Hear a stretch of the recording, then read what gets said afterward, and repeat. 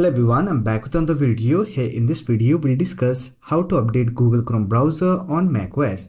So with that being said, let's get started.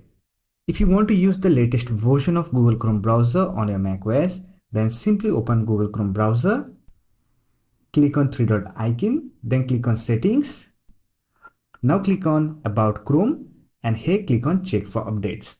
It will automatically check for update and install it on your system. Now to finish the updating process, simply click on Relaunch. Now here you can see Chrome has been updated to the latest version.